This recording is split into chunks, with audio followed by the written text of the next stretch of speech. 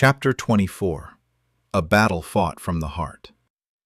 With a burst of wind, Vyrden narrowly escaped several bolts of blackened lightning, sliding as he landed on his feet. He glared up at the castle where Morgan stood. He needed to vanquish her and take the book at her side. But in the current situation, he was hard-pressed to make any headway toward her. "Have you finished?" Vyrden asked, his voice booming from a simple spell that extended the range his sound waves would travel, allowing Morgan to hear him. "I wasn't aware we had even begun feeling," Morgan said, utilizing the same spell. Her tone was smug and playful, the voice of a woman who knew that all she had to do to achieve her goal was hold him at bay. For Morgan, victory in this battle wasn't the determining factor in whether or not she won in the grander scheme of things. Worry flickered in Vyrden's mind as he felt the magical spark within Clover flicker, then Callista's after. "Morgan, is all this really worth it?" Vyrden asked, hiding behind a large piece of debris from the fallen tower. He knew the stone at his back wouldn't protect him against Morgan's assault, but it would buy him the moments he needed to form a countermeasure to whatever perverted magic she chose to employ upon him. "Well, of course. To bring one's unfulfilled ambitions into reality long after their demise is a chance few get. And to gain control of not just England, but the whole wide world is something I doubt anyone has truly had," Morgan said with glee, arms outstretched as she waved her staff, sending another flurry of black lightning at the piece of rubble Vyrden was hiding behind. With another gust of wind, Vyrden propelled himself out of the way of her attack, the lightning storm obliterating his former hiding place. Vyrden looked around at the black mist that hung suspended in the air, a wall of smoke around the diameter of the castle, a cage from which he could never escape, never go help his friends. But to use your child, to sentence him to a life where the only fates he had were subjugation or death. Vyrden hoped to make Morgan slip up, hoped to find some gap in her unfathomable might. "It is his punishment for stepping out of line and killing his loving mother." Vyrden dissected what Morgan said, not just now, but before as well. She spoke of dying in the past tense. She never spoke of narrowly surviving the fate Callista saw. "You aren't the real Morgan Le Fay, are you?" Vyrden asked, and for the first time, the silence the boastful woman allowed to flow over their battlefield wasn't one of smugness or predatory glee, but of anger. "My body very much did die, but my brilliance and soul remained. Fragments of myself that I stashed away in case of emergencies," Morgan said, confirming Vyrden's theory. A fake born of a few strands of magic and some passing thoughts. Vyrden recalled the moments after he had flung his fireball at Morgan. He remembered how desperately she tried to keep the book at her side from burning. "As if it matters, when you're about to die a failure." An idea began to form in Vyrden's mind. A plot to finish this battle and hopefully free Mordred. "This was a pleasant battle of wits, but unfortunately, you lack enough to keep me entertained." Vyrden felt magic condense somewhere near Morgan as the black fog began to close in, shrinking the space of their battle. "Goodbye, feeling." Feeling the release of Morgan's magic as the dense fog encircled him, Vyrden held a hand skyward, his hand shaking involuntarily from the exhaustion he had undergone in these last hours as his butterflies, now white, swarmed him. Vyrden felt the pull on the magic he barely had, felt the weakness, and felt the void call his name. Never had Vyrden expected his goal to be an easy one, but he hadn't thought about being forced into such a battle with another wizard. The role he thought he strove for was that of guidance and a problem solver. But now, as the darkness tried to envelop him, he knew he was just as in need of guidance as his friends. Vyrden did not push against the fog. He listened to it, found the shape of Morgan's command within it, and twisted the spell back toward its source.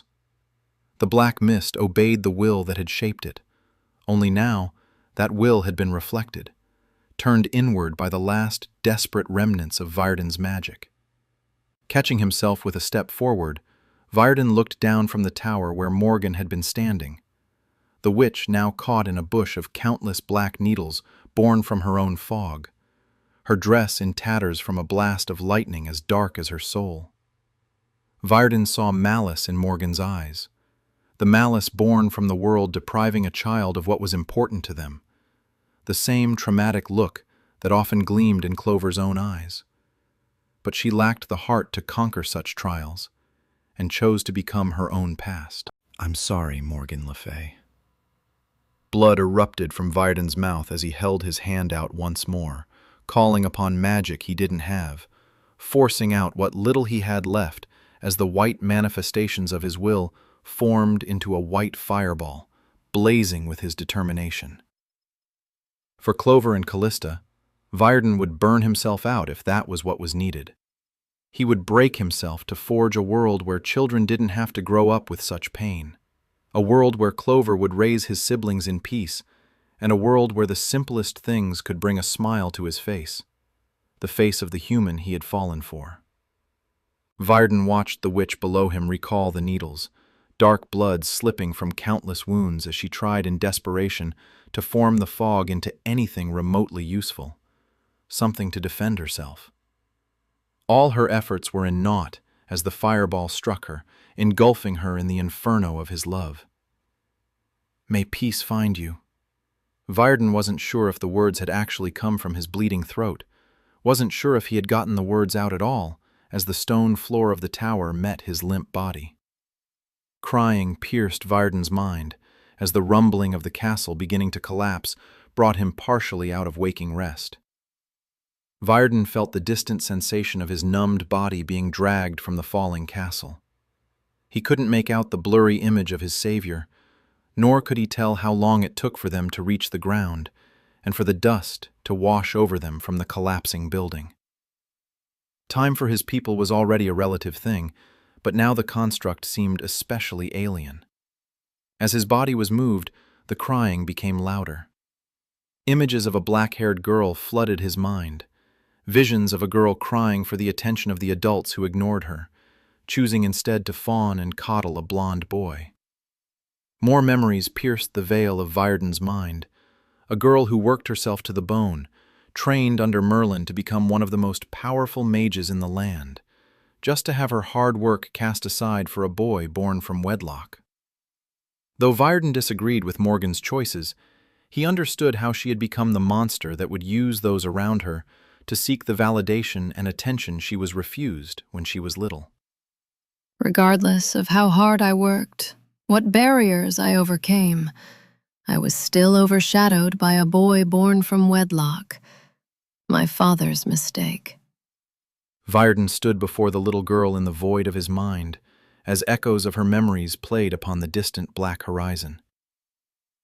"You were treated badly. No one should feel like a shadow upon the wall of their own lives. Never seen, never heard," Vyrden said, kneeling down by the child whose teary face seemed so innocent that it tormented him all the way down to his very core. I am the daughter of Uther Pendragon. I was born for the throne, but born the wrong gender, born in the wrong place, and at the wrong time to come into contact with that magic sword. Waves of sadness and loneliness in equal measure filled the room as every memory changed to reflect the numerous times she had shed tears in the pursuit of her dreams. Vyrden wondered if she would have been a good queen if lifted up instead of being knocked down. He found himself understanding Callista's ideals. Morgan, too, had once been an innocent child. What more right did she have to die than anyone else? Though her sins were heinous, and certainly far worse than those he or Clover had committed, if Clover could overcome his wrongs, he wished Morgan could as well. "Though the reality of your life gives me understanding, it doesn't make using your son as a weapon right," Vyrden said, as images of Mordred filled the mental world they inhabited. I was a court mage, used to solve problems, used to take lives on the battlefield with my magical talents. I was no different, used as a weapon by a throne that should have been mine. Where the little girl had stood, now sat the adult Morgan Le Fay he knew from the battlefield. Then why not make his life better? Why perpetuate such a sad cycle of abuse? Vyrden asked. It's all I knew. I knew how to want that which I couldn't have, and how to use everything and everyone to inch myself towards that greener pasture that was blocked off from me. The answer was not what Vyrden wanted, but it helped him understand that many of his earlier assumptions were correct. Vyrden opened his eyes to see Champ curled around him like a furry cocoon. Vyrden felt the now cold and sticky tears on his face and the leather of the book in his hands, damaged and hopefully unable to harm anyone again, but in better shape than he had expected. "Hello, Champ," Vyrden wheezed. His body had succumbed to the exhaustion, and he found himself barely able to move his arms, which felt like they were crafted of iron rather than flesh and bone. He wondered how his actions had impacted the battle he could no longer sense. He wondered if his friends were all right. And as if answering his thoughts, Champ brought her head against Vyrden's. "You're probably right. They are most likely fine," Vyrden said, but in his heart, a pit of worry still remained. All my life, I mistook being unseen for being unworthy. And in trying to make the world look at me, I became something no child should ever have had to become.